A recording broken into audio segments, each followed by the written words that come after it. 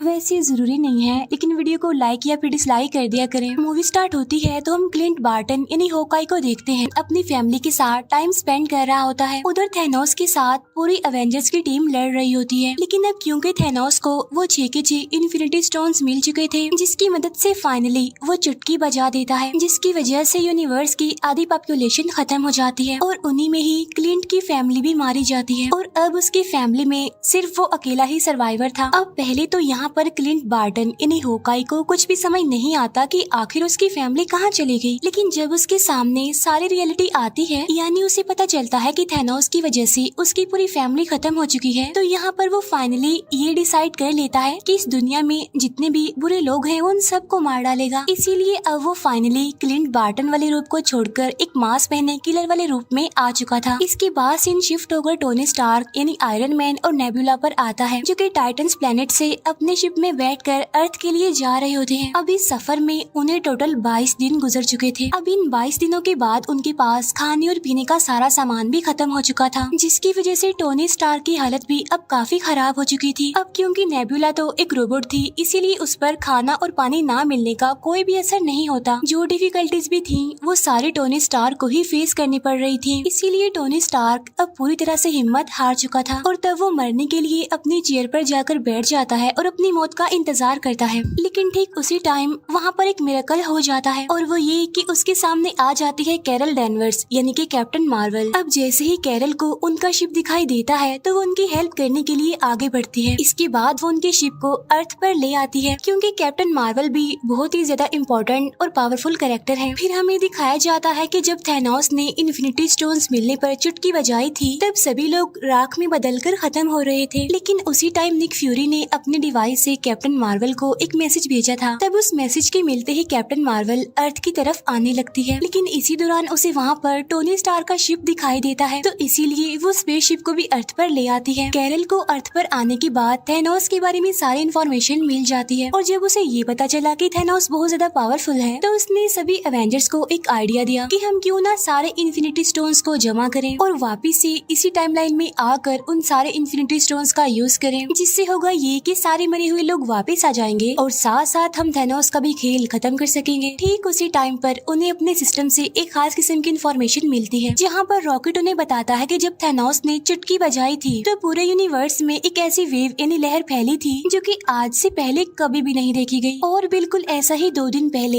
एक गैलेक्सी पर भी हुआ है। क्या पता थैनोस ने दोबारा से चुटकी बजाई हो, जिसकी वजह से हमें फिर से ये वेव देखने को मिली। तब यहाँ पर सभी एवेंजर्स को पता चल जाता है कि थैनोस ने फिर से अपने सारे इन्फिनिटी स्टोन्स का यूज किया है। तब उसकी वेव की वजह से ये लोग उसके सिग्नल्स को ट्रैक करते हैं और फिर अपने स्पेसशिप से उसी प्लेनेट पर पहुंच जाते हैं जहां पर थैनोस था, और यहीं पर हमें दिखाया जाता है थैनोस जो कि अब कमजोर और काफी थका हुआ लग रहा था। इसके बाद वो सब वहां पहुंचकर थैनोस को पकड़ लेते हैं और उससे पूछते हैं कि सारे इन्फिनिटी स्टोन्स कहाँ हैं, जहां पर थैनोस उन्हें बताता है कि मैंने सारे इन्फिनिटी स्टोन्स को यूज करके सभी स्टोन्स को डिस्ट्रॉय कर दिया है, ताकि कोई भी इन इन्फिनिटी स्टोन्स को दोबारा से जोड़कर इस पूरे यूनिवर्स को दोबारा से पहले जैसा ना बना दे। अब इस बात की वजह से थोर को बहुत गुस्सा आता है, इसीलिए वो अपने हैमर से थैनोस का गला काट देता है और वहीं पर वो थैनोस को जान से मार डालता है। अब क्योंकि इन्फिनिटी स्टोन्स तो थे नहीं, इसीलिए किसी के पास भी कोई होप नहीं थी कि सारे मरे हुए लोग वापिस से जिंदा कैसे होंगे, इसीलिए वो सारे ही काफी डिसअपॉइंटेड हो जाते हैं। इसीलिए वो सारे अपने अपने रास्तों पर निकल जाते हैं। इसके बाद थोर अब एक नई जगह पर जिंदगी गुजारने लगता है, जो कि नॉर्वे में थी। थोर पूरी तरह से हिम्मत हार चुका था, इसीलिए क्योंकि वो थैनोस से हार भी गए थे और साथ साथ इन्फिनिटी स्टोन्स को भी कलेक्ट नहीं कर पाए थे।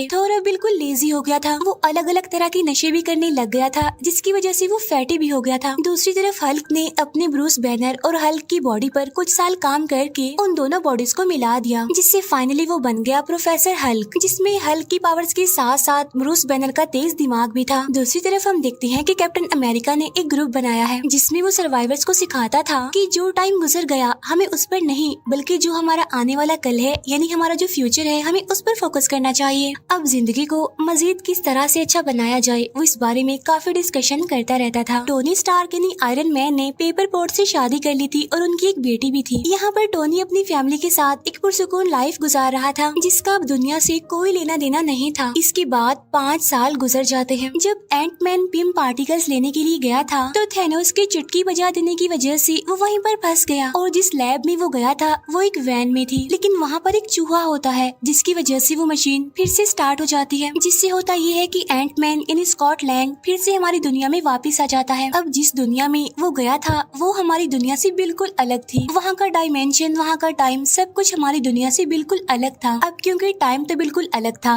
तो इसलिए उस दुनिया में गुजारे गए 5 घंटे इस दुनिया के 5 सालों के बराबर थे। और जब थैनोस ने आधी पॉपुलेशन को खत्म कर दिया था तो उस इंसिडेंट को 5 साल गुजर गए थे, लेकिन उस दुनिया में सिर्फ 5 घंटे ही गुजरे थे। और जब स्कॉट लैंग उस दुनिया के 5 घंटे गुजार कर अपनी दुनिया में आता है तो वो देखता है कि सब कुछ बदल चुका है और उसकी बेटी भी 5 साल ज्यादा बड़ी हो गई थी। इस सारे सिचुएशन को जानने के बाद स्कॉट अपने फ्रेंड्स यानी अवेंजर्स के पास जाता है और वो उन्हें बताता है कि थैनोस की चुटकी बजाने के बाद इस इंसिडेंट को 5 साल गुजर गए हैं ना, लेकिन उस दुनिया में तो सिर्फ और सिर्फ 5 घंटे गुजरे हैं। स्कॉट यहाँ पर कैप्टन अमेरिका को बताता है कि अगर हम पिम पार्टिकल और उस दुनिया को यूज करना सीख जाएं तो हम 5 साल पीछे जाकर सभी होने वाले एक्सीडेंट्स और गलतियों को ठीक कर सकते हैं। तब उसकी इस बात पर स्टीव यानी कैप्टन अमेरिका एग्री करता है और अब एंट मैन, कैप्टन अमेरिका और ब्लैक विडो तीनों मिलकर हेल्प मांगने के लिए टोनी स्टार्क यानी आयरन मैन के पास जाते हैं, जहाँ पर टोनी अपनी फैमिली के साथ हिल स्टेशन पर रहता था। यहाँ पर वो लोग टोनी को अपने प्लान के बारे में बताते हैं कि अगर हम उस दुनिया को सही से यूज कर लें तो हम टाइम में पीछे जाकर सभी हादसों को ठीक कर सकते हैं और टाल सकते हैं। लेकिन टोनी स्टार्क जानता था कि इस काम में खतरा है और रिस्क है और अगर उसने ये काम कर दिया तो उसकी फैमिली भी खतरे में आ सकती है। तो इसीलिए टोनी स्टार्क उनसे ये काम करने के लिए साफ इनकार कर देता है, जिसकी वजह से वो लोग काफी डिसअपॉइंटेड होकर वहाँ से चले जाते हैं। अब क्योंकि टोनी ने तो उनकी हेल्प करने के लिए इनकार कर दिया था तो इसीलिए वो सीधा जाते हैं हल्क के पास, जो कि अब था प्रोफेसर हल्क। अब क्योंकि ब्रूस बैनर का दिमाग काफी तेज था इसीलिए वो लोगों की हेल्प करने के लिए एग्री हो जाता है। तो इसीलिए अब वो लग जाते हैं एक टाइम मशीन बनाने में, जहाँ पर एक्सपेरिमेंट्स करने के बाद उन्हें पता चलता है कि हल्क ने जो टाइम मशीन बनाई है वो ठीक तरीके से काम नहीं कर रही है। वो हमें उस टाइम पर नहीं ले जा रही जिस टाइम पर हमने जाना है। फिर हमें टोनी स्टार्क दिखाया जाता है जो कि अपने घर में जारविस के साथ टाइम मशीन पर काम कर रहा था, लेकिन तभी उसके कोड्स एकदम से एक्यूरेट हो जाते हैं जिससे फाइनली एक टाइम मशीन बन जाती है। और इसी वजह से टोनी स्टार्क को अपने डिसीजंस चेंज करने पड़ते हैं। पहले जहाँ पर वो ये सोच रहा था कि वो अपनी फैमिली को खतरे में नहीं डाल सकता, अपनी फैमिली को बचाएगा, तो वहाँ पर उसकी वाइफ पेपर पोर्ट्स आकर उसे समझाती है कि तुम हमारे लिए पूरी दुनिया को खतरे में नहीं डाल सकते, इसीलिए तुम हमारी फिक्र मत करो बल्कि पूरी दुनिया को बचाने की कोशिश करो और यही हमारे लिए खुशकिस्मती की बात होगी और एक गिफ्ट होगा। और तब टोनी अपनी वाइफ की बात मान लेता है और टाइम मशीन पर काम करना शुरू कर देता है। और इसके बाद वो सीधा पहुँच जाता है स्टीव यानी कैप्टन अमेरिका के पास, जहाँ पर वो उसके लिए उसी की वाइब्रेनियम से बनी शील्ड लेकर आता है। इसके बाद नताशा टोक्यो जाती है क्लिंट बार्टन को वापस लाने के लिए। वो उसे समझाने की कोशिश करती है कि एक नकाबपोश किलर बनकर लोगों को मारना तुम्हें सेटिस्फेक्शन नहीं दे सकता। तुम्हें सेटिस्फेक्शन तभी मिल सकती है जब तुम्हारी अपनी फैमिली तुम्हारी आंखों के सामने होगी और हम इसमें तुम्हारी हेल्प कर सकते हैं। इसके बाद रॉकेट और हल्क नॉर्वे पहुंचते हैं, जहां पर थॉर होता है। थॉर को देखकर ऐसा लग रहा था कि अब वो किसी भी काम का नहीं रहा, क्योंकि वो काफी लेजी होने के साथ साथ काफी फैटी हो गया था और अब उसका इन लड़ाइयों से कोई कनेक्शन नहीं रहा। लेकिन वो लोग उसे समझाते हैं और उसे कहते हैं कि अगर ये टाइम मशीन काम कर गई तो तुम थैनोस से अपना पुराना बदला ले सकती हो और साथ ही हम यूनिवर्स से खत्म हुए लोगों को दोबारा जिंदा भी कर सकते हैं। अब थॉर उनकी इस बात पर एग्री करता है और उनके साथ मिल जाता है और इसके साथ ही टाइम मशीन की टेस्टिंग स्टार्ट हो जाती है, जहाँ पर अवेंजर्स यानी सुपर हीरोज अलग अलग ग्रुप्स में अलग अलग टाइमलाइन के साथ अलग अलग जगहों पर जाने के लिए सेपरेट हो जाते हैं। इसके बाद हम देखते हैं कि Tony Stark, Hulk, Ant Man और कैप्टन अमेरिका 2012 के टाइम में पहुंच जाते हैं, जहाँ पर न्यूयॉर्क में वॉर चल रही थी। 2012 के टाइमलाइन के अकॉर्डिंग वहाँ पर 3 इन्फिनिटी स्टोन्स मौजूद थे, जिनमें एक था टाइम स्टोन, एक था स्पेस स्टोन और एक था माइंड स्टोन। माइंड स्टोन वही जो थैनोस ने खुद लोकी को दिया था। अब टोनी और एंट मैन स्पेस स्टोन को लेने के लिए अवेंजर्स टावर चले जाते हैं, लेकिन वहाँ जाकर एक गड़बड़ हो जाती है, जहाँ पर हल्क आकर उनका काम खराब कर देता है, क्योंकि उनके हाथ से स्पेस स्टोन निकल जाता है और स्पेस स्टोन को लोकी अपने साथ लेकर चला जाता है। दूसरी तरफ कैप्टन अमेरिका का सामना होता है स्टीव रॉजर यानी अगले कैप्टन अमेरिका से। यहाँ पर कुछ टाइम के लिए उन दोनों के बीच फाइट होने लगती है, लेकिन फाइनली लेटेस्ट वाला कैप्टन अमेरिका माइंड स्टोन को वहाँ से लेकर चला जाता है। इसके बाद हल्क टाइम स्टोन को लेने के लिए जाता है, लेकिन वहाँ पर टाइम स्टोन डॉक्टर स्ट्रेंज के पास नहीं बल्कि गुरु माँ के पास होता है। यहाँ पर हल्क गुरु माँ से टाइम स्टोन को मांगता है, जिस पर गुरु माँ उसे कहती है कि अगर मैंने तुम्हें टाइम स्टोन दे दिया तो इस पूरे यूनिवर्स में बहुत सारी टाइम लाइन्स बन जाएंगी, जिसकी वजह से हमारी टाइम लाइन बिगड़ जाएगी, जो कि मैं बिल्कुल भी होने नहीं दे सकती। तब यहाँ पर हल्क गुरु माँ को काफी समझाने की कोशिश करता है कि फ्यूचर में काफी बड़े बड़े हादसे होने वाले हैं, जिसके लिए मुझे इस टाइम स्टोन की बहुत जरूरत है, लेकिन स्टिल गुरु माँ उसकी बात नहीं मानती। तब यहाँ पर ब्रूस बैनर उसे कहता है कि अगर डॉक्टर स्ट्रेंज ने टाइम स्टोन थैनोस को दिया है तो उसके पीछे उसका कोई मास्टर प्लान जरूर छुपा होगा। अब गुरु माँ इस बात पर एग्री करती है और अब वो फाइनली टाइम स्टोन हल्क को दे देती है। अब यहाँ पर कैप्टन अमेरिका और हल्क ने माइंड स्टोन और टाइम स्टोन तो हासिल कर लिए थे, लेकिन टोनी स्टार्क और एंट मैन को अभी तक स्पेस स्टोन नहीं मिला था, जिसकी वजह से अब टोनी स्टार्क और कैप्टन अमेरिका ये डिसाइड करते हैं कि वो टाइम में और पीछे जाएंगे और वहाँ जाकर वो स्पेस स्टोन को हासिल करने की कोशिश करेंगे। और इसके बाद वो दोनों पहुँच जाते हैं सीधा 1970 के टाइम लाइन में, जहाँ पर हम टोनी स्टार्क के फादर को देखते हैं। यहाँ पर टोनी अपने फादर से मिलकर काफी खुश होता है, साथ साथ वो वहाँ से स्पेस स्टोन हासिल करने में भी कामयाब हो जाता है। लेकिन अब क्योंकि कैप्टन अमेरिका भी वहाँ पर मौजूद होता है तो इसीलिए वहाँ पर उसे पिम पार्टिकल्स भी नजर आ जाते हैं, तो इसीलिए वो पिम पार्टिकल्स को भी लेकर अपने रियल वाले टाइम लाइन में आ जाते हैं वापस। इसके बाद थॉर और रॉकेट पहुँच जाते हैं 2013 के टाइम लाइन में, जहाँ पर उन्होंने रियलिटी स्टोन लेना था जो कि जेन फॉस्टर की बॉडी में था, तो इसीलिए वो दोनों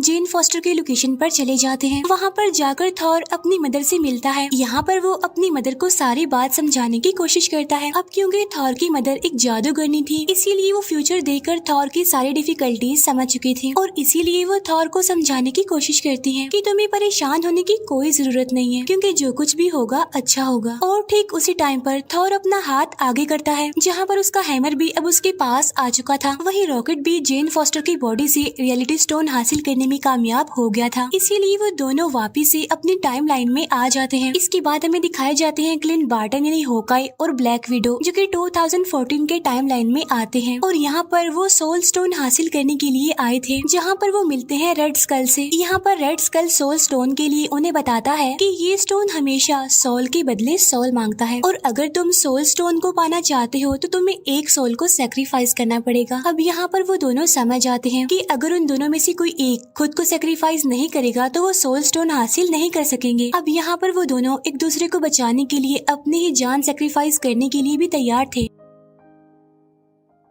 और यहाँ पर उन दोनों के बीच काफी अच्छी फाइट होती है। लेकिन यहाँ पर नताशा सोल स्टोन के लिए खुद को सेक्रीफाइस कर देती है, जहाँ पर Clint Barton finally soul stone हासिल कर लेता है और इसीलिए वो भी अपने रियल वाले टाइम लाइन में आ जाता है। इसके बाद सीन शिफ्ट होकर जेम्स रूट्स और नेबुला पर आता है, जो कि 2014 के टाइम लाइन में जाते हैं टाइटन्स प्लेनेट पर, जहाँ पर पीटर क्विल पहले से ही मौजूद होता है और इसके बाद वो सभी पावर स्टोन को हासिल करने के लिए चले जाते हैं। और जब ये उस जगह पर पहुँचते हैं तो ये पीटर क्विल को बेहोश कर के पावर स्टोन को लेने ही वाले होते हैं, लेकिन तभी नेबुला को पुरानी नेबुला की वजह से यादें आने लगती हैं, जिसकी वजह से उसका ट्रांसमीटर खराब हो जाता है, जिसकी वजह से नेबुला वहीं पर बेहोश हो जाती है, जहां पर थैनोस की टीम आकर नेबुला को प्रिजनर बना लेती है। अब क्योंकि नेबुला एक ह्यूमनॉइड थी यानी आधी इंसान और आधी एंड्रॉइड, जिसका फायदा उठाकर थैनोस उसकी सारी की सारी मेमोरी को स्कैन कर लेता है। साथ साथ 2014 वाले थैनोस को 2018 में होने वाले सारे इवेंट्स के बारे में पता चल जाता है। उसे ये भी पता चल जाता है कि फाइनली उसने सारे के सारे इन्फिनिटी स्टोन्स हासिल कर लिए और साथ साथ यूनिवर्स की आधी पॉपुलेशन को भी खत्म कर दिया, जिसकी वजह से अब उसका मकसद और भी ज्यादा स्ट्रॉन्ग हो जाता है। साथ ही अब थैनोस नेबुला से उसके पिम पार्टिकल्स को भी ले लेता है और वो उसे काफी अपग्रेडेड वर्जन में बनाकर अपनी पूरी टीम के साथ अर्थ पर 2023 वाले डायमेंशन में आ जाता है। इसके बाद अवेंजर्स सारे इन्फिनिटी स्टोन्स को एक नए गोल्ड आर्मर में लगा देते हैं और अब बारी आती है कि इस गोल्ड आर्मर आर्मर को कौन यूज करेगा, जिसकी वजह से वो सारी पॉपुलेशन जो इस यूनिवर्स से खत्म हो गई थी वो वापस आ जाएगी। तब यहाँ पर सबसे पहले थॉर आगे आता है, लेकिन हल्क उसे कहता है कि इसके अंदर गामा वेव्स हैं और अगर तुमने इसका यूज किया तो तुम्हारा काफी बुरा हाल हो जाएगा, तो क्यों ना इसका यूज मैं करूँ, क्योंकि मैं भी तो गामा वेव से ही बना हूँ। इसके बाद हल्क उस गोल्ड आर्मर को पहनता है और चुटकी बजा देता है, लेकिन यहाँ पर हल्क की हालत काफी खराब हो जाती है। अब हालांकि थैनोस ने भी सारे इन्फिनिटी स्टोन्स को हासिल करने के बाद ही गोल्ड आर्मर को यूज किया था, लेकिन उसे तो कुछ भी नहीं हुआ था। लेकिन यहाँ पर हल्क के साथ ऐसा इसलिए हुआ था क्योंकि थैनोस हल्क की निस्बत काफी ज्यादा पावरफुल था और यही वजह होती है कि हल्क की यहाँ पर काफी बुरी हालत हो जाती है। लेकिन वो सारी पॉपुलेशन जो यूनिवर्स से खत्म हो चुकी थी अब वो वापिस आने लगी थी। तब इस बात की वजह से वो सारे अवेंजर्स काफी खुश होते हैं, लेकिन उनकी ये खुशी ज्यादा टाइम तक टिक नहीं पाती, क्योंकि तब थैनोस भी अपने शिप और अपनी पूरी टीम के साथ रियल टाइम यानी 2023 में पहुंचकर उन लोगों की लोकेशन को बॉम्ब से उड़ा देता है, जिसकी वजह से वहाँ पर काफी बड़ा ब्लास्ट हो जाता है और वहाँ पर सब कुछ डिस्ट्रॉय हो जाता है। साथ साथ थैनोस भी काफी गुस्से में था और इस बार वो चाहता था कि वो सारे इन्फिनिटी स्टोन्स को हासिल करके आधी पॉपुलेशन नहीं बल्कि इस पूरे यूनिवर्स की सारी पॉपुलेशन को ही खत्म कर दे और उसके बाद वो एक नया यूनिवर्स बनाए जहाँ पर सब लोग थैनोस को अपना गॉड समझे, उसे माने और उसे सबसे ज्यादा इम्पोर्टेंस दे। और यहाँ पर इस मूवी की सबसे जबरदस्त फाइट शुरू हो जाती है। अब यहाँ पर बहुत अच्छे अच्छे सीन्स हमें देखने को मिलते हैं, क्योंकि थैनोस की टीम और अवेंजर्स यानी हमारे सुपर हीरो एक दूसरे के आमने सामने आकर मुकाबला करते हैं। यहाँ पर बार्टन उस गोल्ड आर्मर को लेकर भागता है। इसके बाद हमें दिखाया जाता है कि कैप्टन अमेरिका हैमर ले लेता है और इसके बाद वो थैनोस से लड़ाई करने लगता है। अब यहाँ पर हम कैप्टन अमेरिका और थैनोस के बीच एक काफी जबरदस्त फाइट देखते हैं, लेकिन थैनोस के आगे टिकना कोई आसान बात नहीं है, क्योंकि थैनोस उन सबसे ज्यादा पावरफुल था। अब यहाँ पर थैनोस की टीम अवेंजर्स पर भारी पड़ रही थी, इसीलिए सभी हीरोज हार मानने के करीब थे। लेकिन उसी टाइम पर 5 साल पहले लड़ाई करने वाले सारे अवेंजर्स और सुपर हीरोज उनकी हेल्प करने के लिए आ जाते हैं, जहाँ पर पहले तो आगे आती है ब्लैक पैंथर की टीम। इसके बाद सेकंड नंबर पर आगे आती है वोंग की पूरी टीम और अब सारे अवेंजर्स एक बार फिर से इकट्ठा होकर थैनोस और उसकी टीम के अगेंस्ट लड़ने लगते हैं। यहीं पर हम देखते हैं कि डॉक्टर स्ट्रेंज आयरन मैन को वही इशारा देते हैं कि ये वही आखिरी प्रेडिक्शन है जो मैंने लाखों करोड़ों में से एक चूज की थी और अगर हम इस मोमेंट पर सक्सेसफुल हो गए तो हम थैनोस का खात्मा कर सकते हैं, वरना तो हमें दूसरा मौका तो नहीं मिलने वाला। यही हमारे पास आखिरी मौका है, हमें इसमें ही कुछ करके दिखाना है। अब यहाँ पर आयरन मैन थैनोस के हाथ से सारे इन्फिनिटी स्टोन्स चुरा कर अपने गोल्ड आर्मर में पहन लेता है और इसके बाद वो बोलता है आई एम आयरन मैन और ऐसा कहते ही वो भी चुटकी बजाता है, जिससे कि थैनोस और उसकी सारी टीम राख बनकर अब वहाँ से गायब हो जाती है और अब बचते हैं तो सिर्फ और सिर्फ इस पूरे रियल टाइम के हीरोज और साथ ही इस टाइमलाइन की पॉपुलेशन। लेकिन साथ साथ यहाँ पर आयरन मैन काफी बुरे तरीके से इंजर्ड हो गया था और इसके बाद यहाँ पर हम वो सैड सीन देखते हैं जहाँ पर आयरन मैन की मौत हो जाती है। इसके फौरन बाद हम टोनी स्टार्क यानी आयरन मैन का फ्यूनरल देखते हैं, जिसमें के सारे एवेंजर्स आए हुए थे। इसके बाद थोर पीटर क्विल और गार्डियंस ऑफ द गैलेक्सी की टीम के साथ निकल जाता है। अब अवेंजर्स ने ये डिसाइड किया था कि हम जिस भी स्टोन को जहाँ से भी उठाएंगे तो हमारा काम खत्म होने के बाद हम उस स्टोन को वापिस से उसकी जगह पर रख आएंगे। तो इस काम के लिए आगे बढ़ता है कैप्टन अमेरिका। अब यहाँ पर कैप्टन अमेरिका थोर के हैमर और साथ साथ 6 के 6 इन्फिनिटी स्टोन्स को अपने साथ में लेकर टाइम मशीन का यूज करते हुए हर स्टोन को उसकी जगह पर वापिस रख देता है। अब क्योंकि कैप्टन अमेरिका ने 70 साल बर्फ में गुजारे थे तो इसीलिए उसने अपनी जिंदगी को ठीक से नहीं जिया था, तो इसीलिए वापिस से वो अपनी 1945 के टाइमलाइन में आकर अपने साथियों के साथ अपनी बाकी की जिंदगी गुजारता है। और जब उसका लास्ट मोमेंट आता है तो वो रियल टाइम यानी 2023 के डायमेंशन में आकर अपने साथी यानी फैल्कन को अपनी खास शील्ड देकर कहता है कि अब से यहाँ के कैप्टन अमेरिका तुम ही हो। और यहीं पर ये मूवी दी एंड हो जाती है। Thank you for watching.